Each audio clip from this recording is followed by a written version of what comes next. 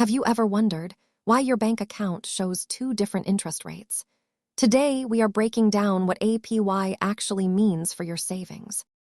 APY stands for annual percentage yield. It is the gold standard for comparing how much interest your money can earn over the course of a year. Unlike a simple interest rate, APY accounts for compounding. This is when you earn interest on your original deposit plus the interest you already earned. APY gives you a complete picture by factoring in how often your bank adds interest to your balance, whether that is daily, monthly, or yearly. While the interest rate is the raw number, the APY is the actual percentage you will see added to your account over 12 months.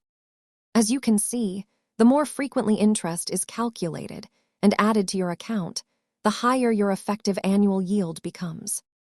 Remember that the APY is the number that tells you exactly how much your money will grow while sitting in the bank.